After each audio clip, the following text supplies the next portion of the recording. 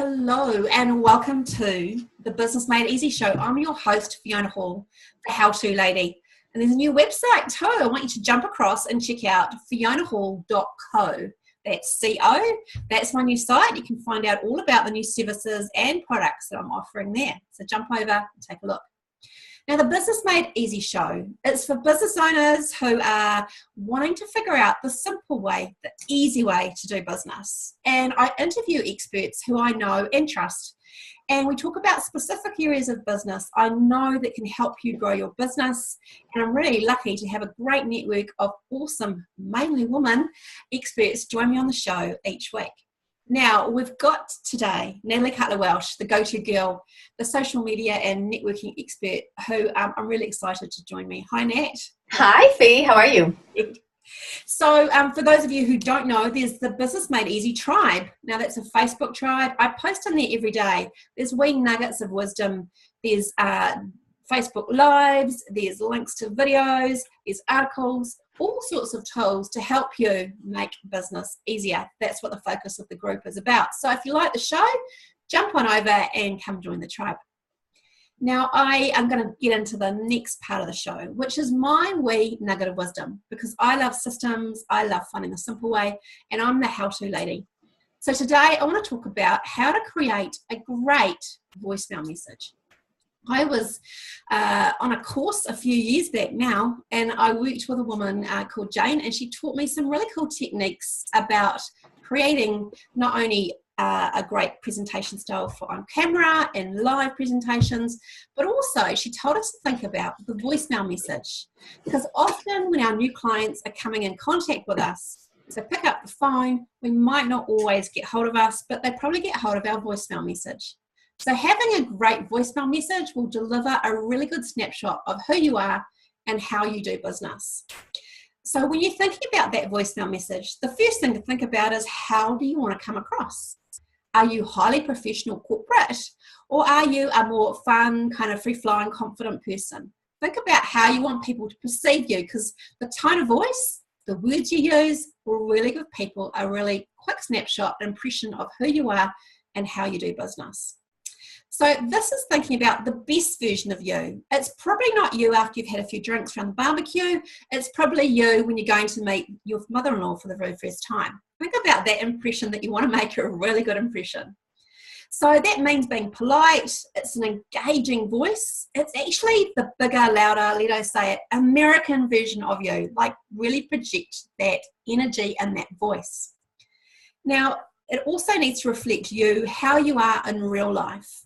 So if you're going to put on a very formal tone, like you are the Queen of England, and very polite, rounded vowels, when people meet you in person, it's going to be a real mismatch, and they're going to be really confused about who they're doing business with. So think about how you want to come across, but keep it real, keep it you. Just a bigger version of you.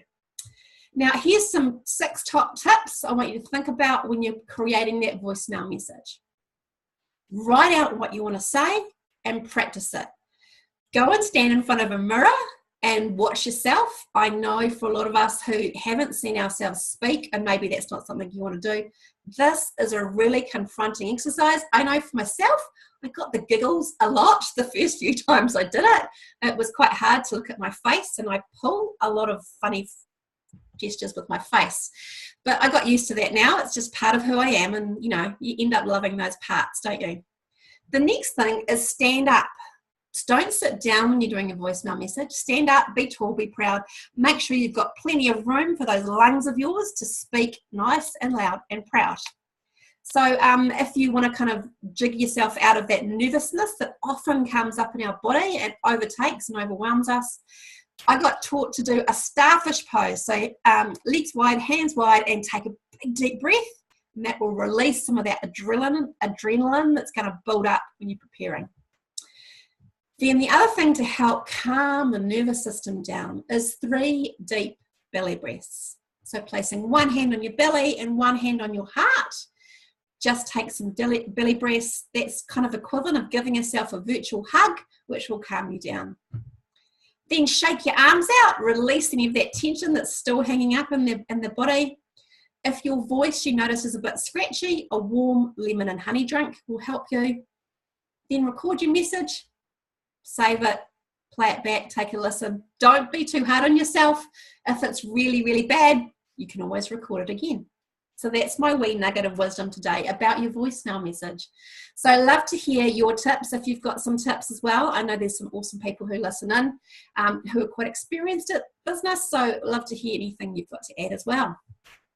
Now we're going to hop into the next part of the show, which is I'm going to introduce Natalie Culter Welsh, the go-to girl, to you. So I met Nat back in 2012, I think. Correct me if I'm wrong, Nat. She taught me how to use Pinterest. I called it Pinterest back then because I didn't know how to pronounce it. And I know I'm not alone in that because I've talked to other people about that little quirk of how to pronounce it. And she was just starting out in her go-to girl social media and networking business back then. Now, since then, she's grown what I believe is one of the most popular networking events for women in Auckland. And she now pretty much has sellout crowds of 100 plus people turning up, which is pretty good in Auckland in an evening, with most of us having juggling kids and a business. To get yourself out there in an evening is a big deal for women in business. So that's a pretty big achievement, I think. Now, to give you a wee taste of what happens when you attend these events, I believe that you kind of walk in the door and you're submerged in a flow of energetic, excited women in business. It's like you found your tribe. People who really get what it's like to run a business and often raise a family as well. It's a unique set of circumstances. And people who aren't running a business just don't get it. No matter how hard they try, it's a unique set of challenges, right, Nat, that we have to work around. So that tribe is an important thing, and that's really good at building tribes. So Nat, I reckon, is a magician at connecting people and finding ways for them to be seen and heard in front of their target market, or what I call ideal clients. Now, in Nat's own words, she's written, I help women be seen and heard on a bigger level so they can have a bigger impact to the world, whether it's being seen on Facebook, in a magazine, on TV, or at an event. And I know she's had some great results with her clients in terms of being seen. She says, I love to connect people, help them create win-win collaborations with others, and to give them the courage to get out there and to give while also getting back in return. I help you to have a thriving business that you love and loves you back, whilst not losing yourself in the process. We all know that's quite easy to do sometimes, don't we? Definitely. So you can have more fun and freedom in your business and life. Sounds pretty good. I reckon it does. She describes herself, she says, I'm an extrovert.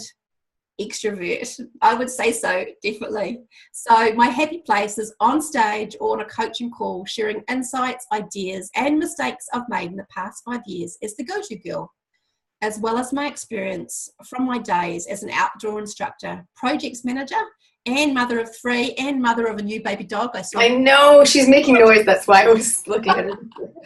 How gorgeous. They are like having a new child. So welcome, Nat. So awesome to get you on the show. Yay, thanks, Bea. This is great, and I'm so impressed with how you're doing. It's amazing. Yes, you've never seen me do this. Like, Nat is the expert interviewer. She's interviewed me twice. So we're turning the tables today, so it's quite fun, actually. So, Nat, I thought I'd start with a few questions around networking because I know that most of our listeners, I know that it's a fear for a lot of people. So I thought we'd try to go through some questions. Probably the most common ones I've heard around networking, and I'm sure that you've heard as well. So the first one is, what would you say are the most common fears that people have around networking? Okay, so you can hear me, right? My dog's chewing something. I can take her out if she's annoying. No, I can't hear it all. Okay, cool. So I think it's funny, I had a girl, I have my live mastermind, and one of the girls the other day, she's an introvert, and she said, us introverts, on the way to the event, we're thinking about, like, how can we get out of going to the event? She's, they really, it's just, it is different. So not to generalize, but people are introverts and extroverts are quite different. And so I think, but a lot of people have fears. And when we're talking about networking for this scenario, I'm going to talk about in-person networking. because that is the thing that most people fear. I just had a client leave just before.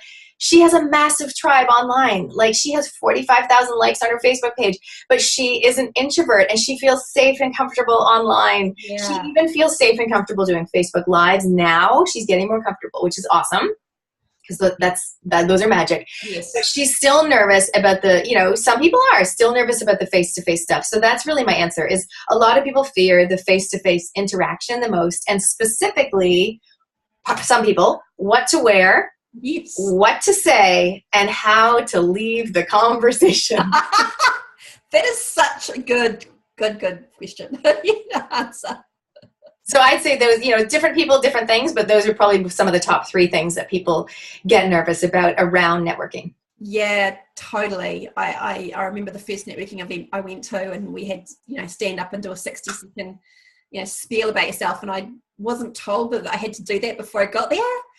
And they started doing it, and I was watching it go around the table until it was my turn, and I could feel the sweat dripping down the inside of my top, the nervousness just coming up, that fear of saying the wrong thing and looking like an idiot. See, that's so good for people like me to know, because when I first started my events, right, 15 people in the room, I used to make people do that, make them say an intro, and I probably didn't warn them. No, I don't know if I did, but it's really good for us extroverts to know that introverts like to know the plan, or some people, that type of personality type, they'd like to know what's coming so they can prepare. Yeah, so with that sounds like a great thing. And so if you are going to a networking event, try and find out the format before you go. Yeah. You can know, well, what do I need to do, and if I need to prepare anything beforehand. Yeah, that's a really cool tip. So in terms of the common mistakes, now I've got plenty of stories around this, and I know you all have as well. What would you say the most common mistakes people make when they go to a networking event? I think my favorite tip all the time, I always say to people, know your goal. I always say that, whether it be my kids that are arguing over a toy, or someone that's trying to make 30 grand a month. I mean, I always say, what is your goal? What is your goal? So same thing with networking. I would be like, even when you get there, before you go, before you even buy the ticket, I would be like, hang on, what is my goal? Like, what am I trying to achieve? And when you know your goal, then you can be focused and you can put your energy into that. Because I think a lot of people just go because someone said they should go. A lot of people go to my events because everyone says, oh, they're really good, you should go. And so they go.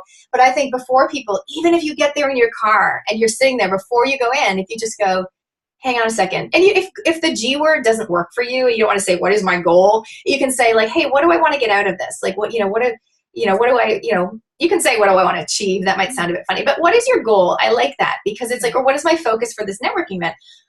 Okay, well, actually, I do need 2 more people for my program. Or actually, I would just like to meet a business BFF, like someone that I can, meet at the beach once a month, and we can go for a walk and talk.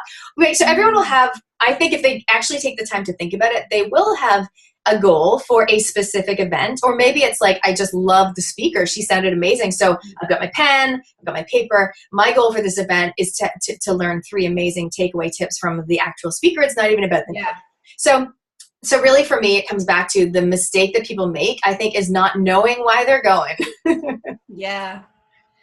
I was thinking about the what I call the business card thrust and leave kind of scenario. People who go around and just kind of thrust a business card, and as soon as you take it, they're on for the next person. Yeah. Because they haven't learned how to network well.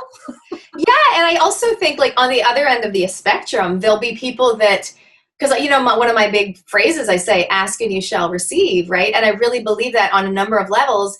And I think one of the mistakes a lot of people make is they're so scared of doing the thrust that you mentioned, that they kind of do the opposite, and they almost like don't, because they don't know their goal and they're too scared of like being too pushy and too American or whatever. Yeah. They almost do the opposite, and they do almost a disservice to themselves and the person they're talking to by not asking like the right questions, or not sharing enough about their business. And I think when you're really connected about like loving your business and knowing your why and all that stuff, it kind of flows easier. So it really, for me, comes back to knowing your goal, and even reminding yourself before you walk into that event, if you have to, remind yourself about the why. Because if you had a really bad meeting and you're in a low mood, yeah, if you reconnect before you go in, about your why and the impact you want to have, then your energy is going to be naturally lifted, even if you're an introvert and not an extroverted person. Yeah. Yeah. Kind of like what you were saying about the leaving the phone message. You know, you could do those exercises before the event. Yeah, totally. Yeah. Do you think it's worthwhile, if you're going to an event, to try and go with someone you know, or go stag, you know, like, I mean, I think I've been to a few events where I've kind of gone in by myself going, don't know anyone, and then arrived and like, oh, I know that person, which is reassuring. Do you think that's what stops people as well? I think people do like going in pairs or whatever. I mean, I often will encourage people to carpool. That's partly because I'm like a bit of an environmentalist, and partly because I know that myself, I would prefer, even though I'm an extroverted extrovert, I would prefer for sure to go to an event with someone rather than by myself. Even if I'm meeting them there, I prefer to go with them.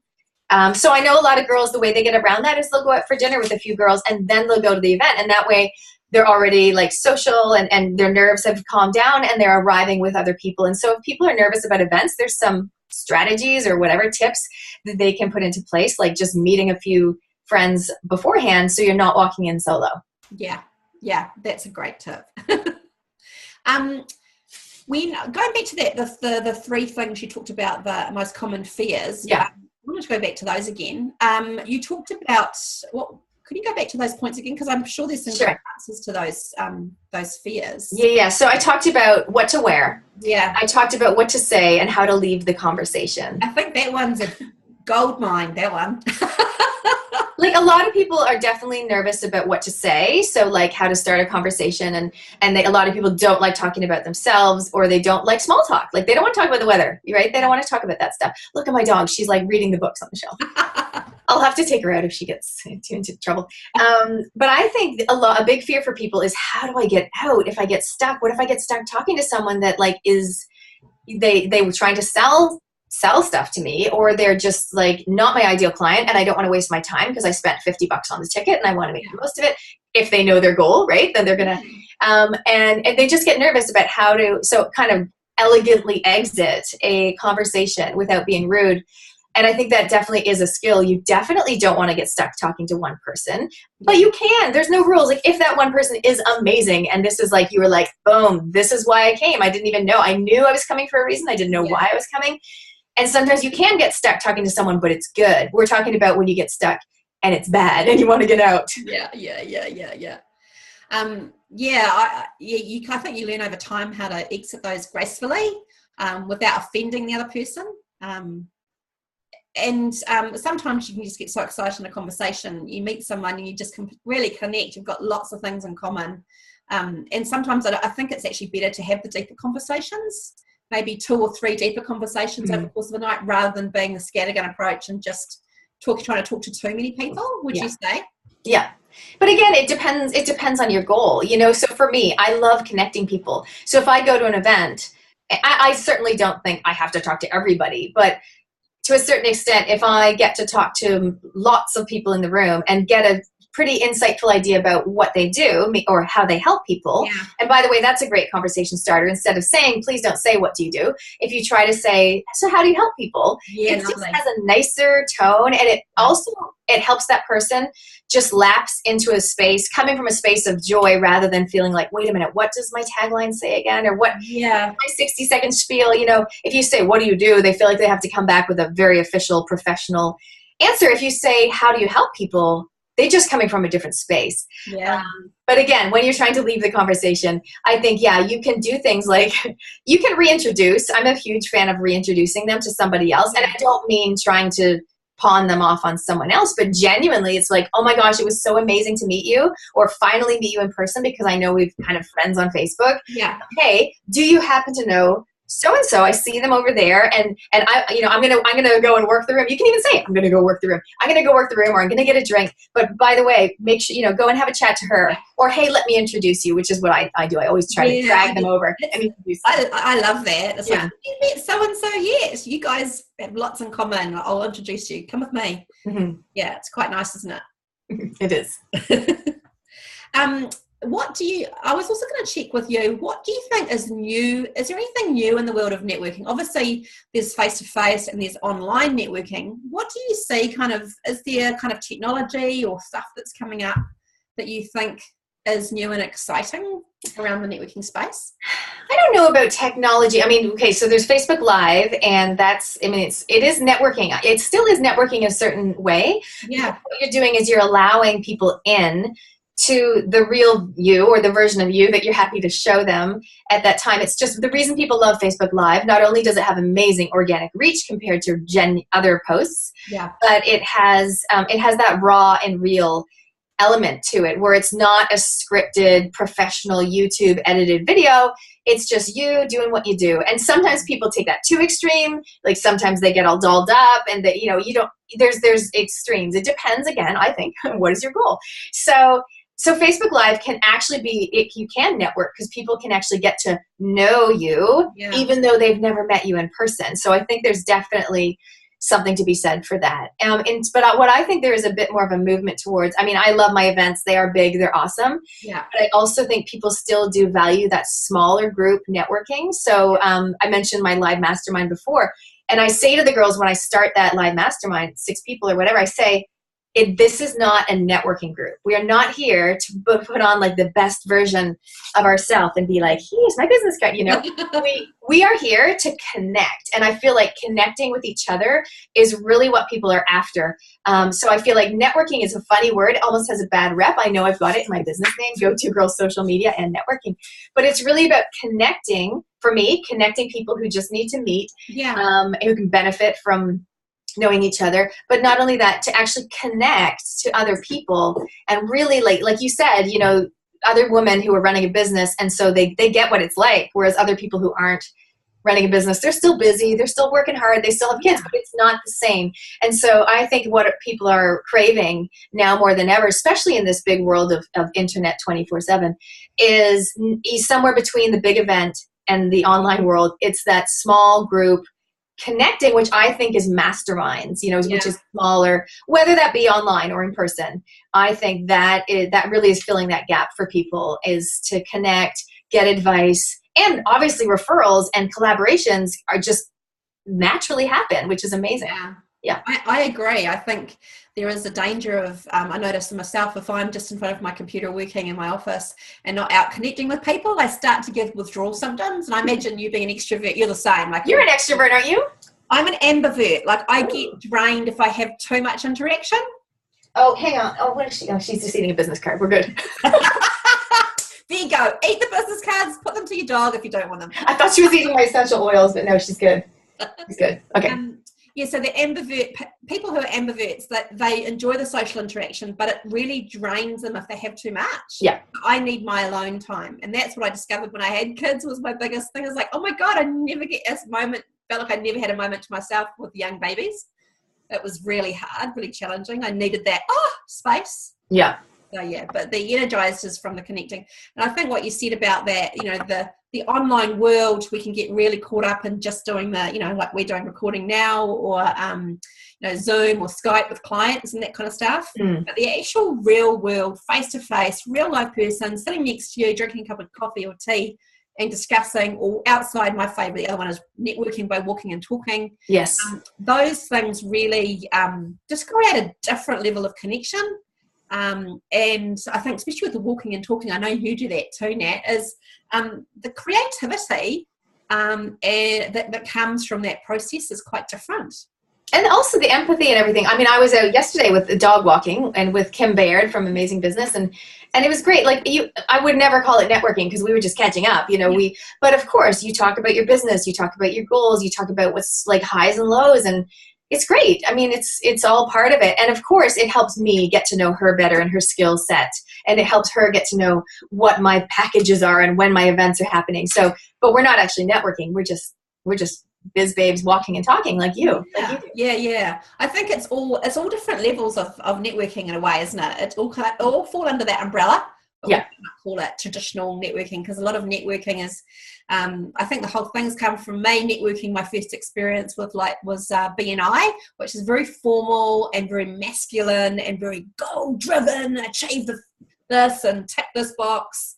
Whereas, what you do has got way more of a fun, feminine flavour to it. It's not such push hard. It's still achieving stuff, but not with that masculine energy of driving really hard and pushing and less connecting, less empathy. Okay, hang on. She's eating essential oil right now. We don't want to eat the dog.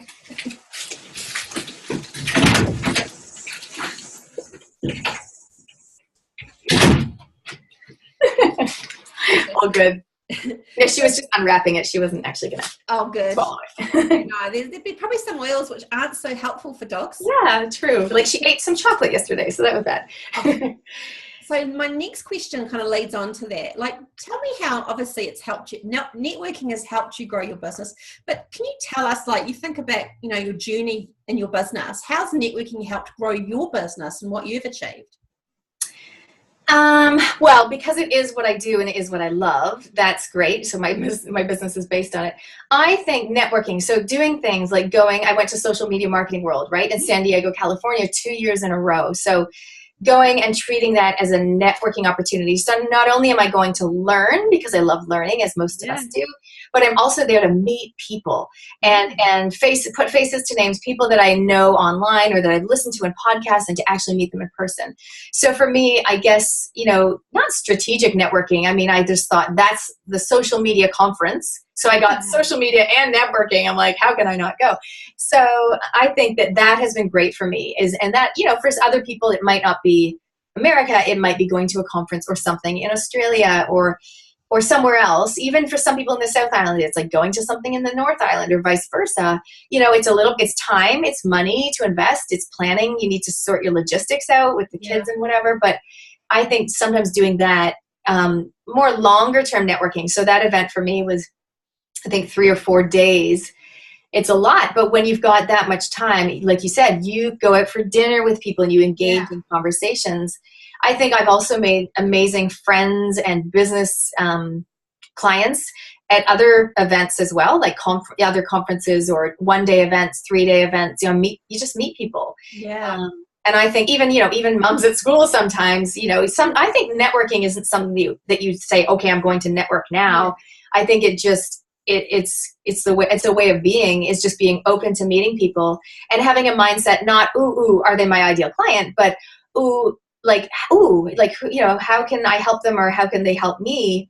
That's kind of the approach that I take. Is like, who do I know that they might want to be introduced to? I mean, not everyone has to do that and be quite as obsessive about it and proactive as I am. But I just think if you just are open to opportunities, you never know who can open a door for you, and you never know who you can open a door for in the process. Yeah, and you can meet really good suppliers. Like I met Rebecca Zweitzer through coming to, I think she got involved with your networking group. And she ended up doing my new logo for my new Fiona Hall logo, because I loved... And my logo. and I loved what she did. And because I saw it met through you and posted, and so you can make great suppliers, I reckon, and it's nice to go in a trusted network, because you can you hear, verbal feedback from other people about how it is to work with them, and you can see their work. So it's a really good way to find a trusted supplier, and that's a lot of us in business. Yeah, that's where we can really stumble. Is we can waste. I know I've wasted lots of money with people who have come to me to fire someone, but not through a trusted network. Yeah, it's a bigger yay. So your business, I mean, obviously going to Social Media World, meeting key people as well. Like I know for you, getting on TV and getting to speak and getting yourself seen and heard, as you've done for some of your other clients.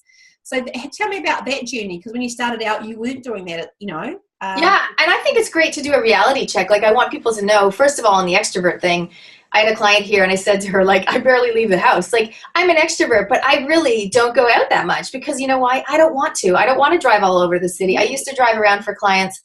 I don't. Everyone just comes to me. And I go to some events, but I don't go out a lot, because I spend most of my time at home and I'm happy. So while I love people, I also don't need to be around people all the time by any stretch. And I don't really feel like I need to get away from them a lot, but I'm more than happy to be at home. So I just wanted to point that out. Yes. The second thing I want to point out is I think it wasn't until my 4th year of business when I was actually getting paid to speak on other people's stages. Yes.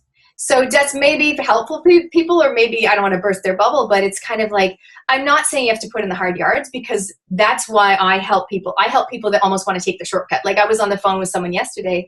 She's going, well, what social media platform should I be on? And should I be on Instagram or LinkedIn? And I was like, hang on a second.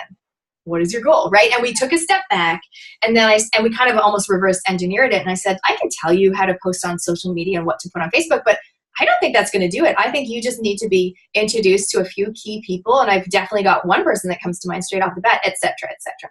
And so sometimes what I want to help people with is they're like, I don't want to put in 4 years of hard slog before I speak on the stage or get on the TV or have 100 people in my program or whatever. And so I feel like, because we always like to teach, so that other people don't have the pitfalls that we had, right? I did the same thing. I did the same thing in my book, right, about parenting.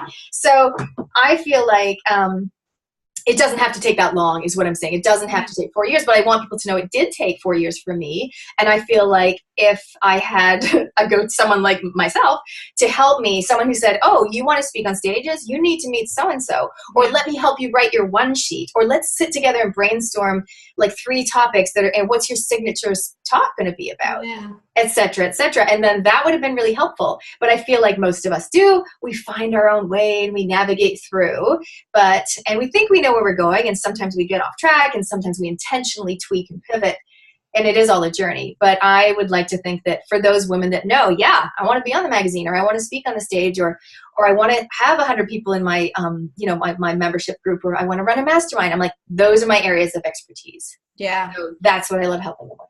Cool. Yeah. And that's where you've really niched into, isn't it?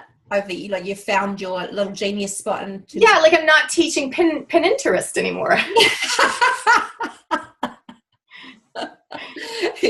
You sure? Yeah, but I think the cool thing is, and everyone will be the same, I'm sure, because I know about Facebook and Pinterest and LinkedIn, and because I know about MailChimp and Lead Pages and Teachable, and right? I know all that stuff. It's not my area of expertise, and I certainly would probably tell you, I would connect you with someone else to do, like the targeting Facebook ads.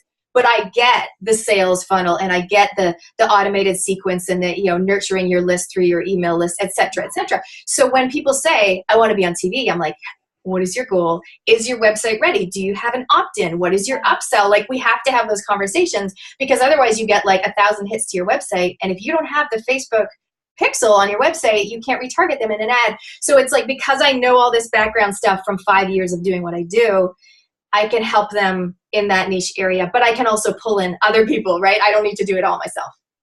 Yeah, and that's the thing as you're growing your business, isn't it? You start to get, at first you say yes to lots of stuff because it's new clients and you can do it, but it doesn't necessarily mean you should be doing it. Yeah, like I used to work on the weekends and I used to work nights, and now I'm like, no way, Jose. No, it's too hard. You miss out on those other really important areas of your life, like your partner and your family and your friends and Netflix. Totally. So tell me about, networking's obviously helped you grow your business, because you've connected with key people have helped you take your business through those next steps as well. Yeah. Tell me about how it's helped some of your clients in terms of who they've connected with. Yeah. And by the way, I've also invested, meaning there was 2 years ago, I paid somebody to help me get interviewed on some podcasts in America. Right. I had met some people, but I wanted to be on more. Yeah. And so, it's almost that thing. It's like, so I do think investing in your business with the right people is probably one of the stepping stones to success. Once you know your goals. You gotta know what your goal. You gotta know where you're going. Okay. So let's talk about some success stories. So I guess one of my, I'm not a big fan of taking like credit for other people's success, but I think it's really cool to acknowledge the people that have helped you on your journey. And so I'd like to feel like I've helped on her journey. Like Claire Deeks, you guys, if those people that were at my event, I talked about her. I was talking about my belief with hustle and flow and how you need to have both in your business. And she was my example then. Donna Jones was my example of flow. And Claire from Dom's Kitchen was my example of hustle, because she went from having a really successful blog and growing that, and then going, I actually need to monetize this. Like, I actually need to turn this into money. And that's so interesting because the client that I had just before this call, same thing, great tribe, good message, resonating with people, but it's like, she actually needs to like start charging them for something to bring some money in. So that's what I love helping people do, is like, you know what? If you just do a few things, you can actually make money from this. And so Claire did her event. Like, obviously I've done tons of events. I was not her event manager. I am not an event manager. She had some people help her out, but she did most of it herself. But I think just being there for someone like Claire, and even at times it was like, you know, well, how many events are you going to do, and what are you going to charge, and like, where are you going to promote it, and what other networks can we tap into for you to spread the message, and what is your upsell going to be? And so it's all, as I call, the pieces of the puzzle. Yeah. Because there's one thing to run an event. That in itself is a load of work, but you need to know where you want to go with it. I mean, obviously you want to help those people, you want to educate those people, you want to inspire them. That's great, but you are a business. So what's your plan? Yeah. Totally. So mentoring through and asking I call it asking the intelligent questions I forgot to ask. Right. Yeah. Those are great examples. Yeah, I've watched those ladies on their journeys. It's been quite exciting to watch where they've taken their businesses. Yeah, and like I said, I mean, I know Donna's worked with other people as well, so not taking full credit by any stretch, but I love the woman. And I think it's interesting as a business owner, as a coach, whatever, the people that we draw that are attracted to us. And often I find a lot of international people, a lot of introverted people are actually drawn to me, probably because I am international and I am an extrovert. But I think often I will draw people into and they'll come and work with me, but I actually need them too in my life. And so we end up doing collaborations and stuff. So a lot of the times, for me at least, the client relationship and the friendship relationship will blur because that's just my personality. Whereas other people are very keen to keep a really fine line between clients and friendships. But for me, often it turns into partnerships and collaborations and cross promotions and stuff like that. Because obviously if I'm excited about their business and there's some synergy, there's going to be opportunity for a win-win. For sure. Yeah, you'll be connecting them with people as well. That's just doing as part of the whole thing is the intermixing. What would you say would be some of the highlights of your networking events, looking back on all the ones you've done? Oh, can you see the picture behind me? There's like that one. Oh yes. Okay, well, the background of that too. Oh, great. For sure. You know, when 7 Sharp came and filmed that one, I was really happy because I think it was almost a year prior. 7 Sharp or a different TV show was going to do a story about my business and interview some of the women. And then as it goes with TV, sometimes at the 11th hour, they dropped the story and they didn't do it. So I was really happy that a year later, it was a different angle. Like they were talking about the Christchurch earthquake because it was 5 years since. Yeah. And that was kind of the story, but they were kind of like from, you know, the earthquake. She's persevered and she's helped all these women. And so I really love that. And I love the fact that they came to the event because they weren't going to. Like they already had lots of footage. They interviewed me. They interviewed some of my clients. But I love the fact that they actually came to the event, not only because, you know, I love being on TV, but because it really captured the essence of what Go-To Girl is all about. And so I was really excited that they were able to actually come, you know, at 7:30 or 8 o'clock at night and send along a reporter and a cameraman and whatever. And I think that was really amazing. So that for sure was a highlight. And of course, like you said, the electric energy, the vibe of my events, which whether it be Auckland or Wellington or Christchurch, I have to say that same feeling exists. And I think it's just that whole thing of, I'm really big in inclusion. I'm really big in like everyone's invited. I have this thing about making sure no one feels left out. So I think that comes through. And the fact that people, I love, you know, I talk about co-opetition rather than competition. Yeah. And I think that people in my community get that. And so they don't stand there in the corner going, oh my God, there's another health coach. I better run away. They're like, oh my gosh, you're a health coach? Me too. How amazing. You know, and it's just a different attitude. Yeah. And it is very inclusive. There's none of that schoolgirl, schoolyard stuff going on at all, which is just so lovely. And so what, also this is a great question because like we all make mistakes along the way. So what's the things that you've learned the most from in your business? Well, okay, so I was thinking about this. So right now, every month I have a theme in the Go-To Girl community. I haven't always done that. I've only started doing that in the past wee while. So last month it was marketing and branding, and this month it's systems and leverage, which you would love. And next month it's going to be Facebook, right? So et cetera, et cetera. And so systems and leverage is my answer. So for me, I feel like I've been going almost 5 years. It's 5 years in May. The thing that I haven't done well is that everything I do requires me to do it. And I'm not talking about do, ditch, and delegate and virtual assistants. That is a whole nother conversation. I'm talking about live events and my membership group, which also is live. It's live online, which means I'm actually there. Like, it's not just a video that I did by myself. So which is great because I love that in-person connection, but I think it's not uber sustainable, like if you get injured or sick or hit by a bus or whatever. And also it's not leverageable. So I think even though I know intellectually about creating an online course and selling it, and I did have a course a few years ago and then it got a bit dated, so I stopped promoting it, and I just never got around to doing another one because I was so busy doing one-on-one coaching, which again is great, but when it's gone, it's gone. Like, they're done, and now you get another client, but it's not leverageable. So my answer really, Fee, is I think one of the mistakes I made is not just blocking out time in my calendar to actually take the time to make another, online course or even little mini courses. Like, so what I'm doing right now, because for me, 2017 is all about do less, be more. That's my personal theme, like for the whole year. That's my focus. And that's because of a lot of reasons, like this back injury that I've still got.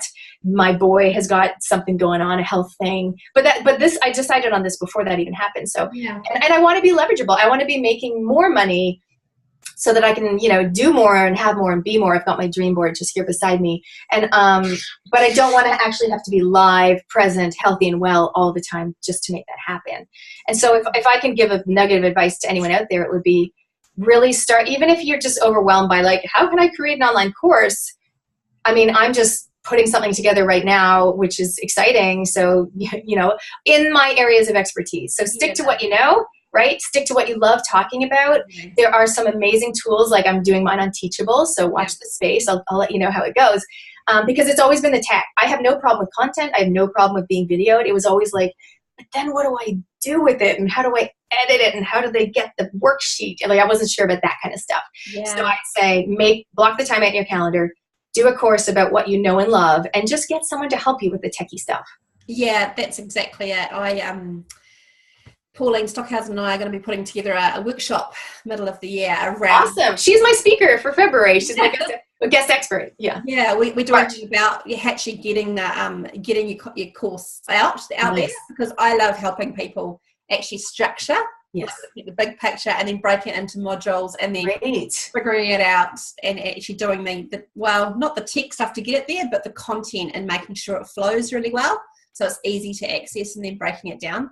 And that is crucial, because if you just bung it together, they're not going to have a good user experience, and you're not going to get the sales and the referrals and all that. Yeah. And one of my things is that I discovered, my genius is really breaking information down into manageable chunks so people get it. Like that, I've got a degree in education, so I should really be using it. Yeah. Nice. So watch the space for that course. It's going to be a lot in-person one. In-person one. Nice. Okay, cool. That's cool. So thanks for that. About the mistakes that we make in business is where we get the gold, I think, for learning about what's next, right? And as you say, leveraging your time. As a mum with kids, you never know what's coming up. You just need to have, I call it downtime, enough downtime to be able to then deliver to your clients when you are fully present with them. Yeah. So I've got one final question for you, Nat. If you could go back in time, hop in a little time machine, what one piece of advice would you give to yourself starting out? Oh, well, it'll be what I just said. It'll be create something leverageable sooner. And I think a lot of people, they feel like, oh, well, I'll just learn a bit more. I'll just do another program, or I'll just get another qualification, or I'll just do a few more workshops, and then I'll do my online leverageable thing. And I'd be like, yes, it's a great idea for sure to do an in-person workshop as a testing ground and pilot something, or even to do a live online course, like a program as a pilot, test it out and then record it again, tweak it, right? Change the order, get the feedback. But I feel like if you just do, it's that JFDI, like just effing do it, really, because otherwise you're going to be like me and you're like, oh my God, I've been going 5 years and I've got tons of content, right? Remember how many podcasts I've done? 120 parenting podcasts, 100 business podcasts. Those are leverageable, but they're free. That's the problem. So I'm telling people, create something that is, you create it once and sell it often. That's what I mean by leverage, right? Whether it be like a bundle of things that you've already created that you put together and they slap a price tag on it, or whether it be something new that you create, I would definitely give that tip to my earlier self, is like, just do something that you know, and I did do that, but then it got too big, meaning I made it the 7 secrets to social media networking. And then I said, it's about social media, it's about networking, but I'm going to be adding social media. So I just made it bigger and bigger. But the problem was it was so generic, and then some of it got out of date because it's social media. It's going to get out of date. And then I got to the point where I was like, oh my God, too hard basket. I don't even want to go back in. And the branding's changed and my hair doesn't look the same and whatever. So I think keep it small, keep it niche. Yeah. And try, for most people, I'd be like, create like an entry level product, and then you can create a big price tag product as well. But just get started on something entry level. It'll get some money ticking in, and that is it's so golden, because then if you have one of those weeks where you're like, oh my gosh, I need some more cash, you just flick out an email and you do like a special deal, or you add a bonus and you say, if you buy this by this date, then I'll also bonus you whatever. Yeah. Then, you can actually make like $1,000 over the weekend while you're at the beach. Well, it's taken me 14 years to finally get my program out. Because I've been doing face-to-face one-on-one. I'm launching 27th of this month. I'm launching my Build Your Dream Work Calendar program. And I've done my test and measure with my group and tweaked it. It was 5 days, and we've stretched it to 7 days because I realised that there was too much on day 3, and everyone went, oh my God, there's too much to do. So that's what you just said about the feedback is so important to have that in there, built in there. And the other thing I'll say on that is people can pre-sell. So you can create something, you get the concept, you can even do the sales page and you can say what the modules are. You don't have to, but you can actually sell it on a webinar or a Facebook Live and get people to say like, hey, for those fast action takers, or hey guys, you can even be really transparent. You can say, this is what I'm thinking of putting together. Yeah. If I get 20 people to buy it by the end of the month, I'll create it and it'll be in your hot hands by whatever date. And so you can be super transparent, or you can just kind of not mention that you haven't made it. But a lot of people are that concept of the pre-sell. And if you literally only sell 3 and you were wanting to sell 30 and you decide, I'm not going to do it, just give them their money back. Yeah. Especially, I mean, that's great if you've got a big audience. It's, you've already got people waiting and hungry to buy from you, right? Yeah. Very cool. Thank you so much, Nat, for joining me today on the Business Made Easy show. Now, for those of you who want to find out more about Nat, I'll make sure in the show notes there's going to be a link. If you'd like to find out more about social media and networking and how it can help you grow your business, I recommend joining Nat's group. She's got a really great set of tools in there. She has awesome people she interviews that really helps you take your business where you want to go to and align it with your goals. So I'll make sure the notes for how to jump on that are in the show notes. Awesome. Yeah, the Go To Girl online membership. Yeah, thank you. Cool. So thank you, everybody, and we'll see you again soon.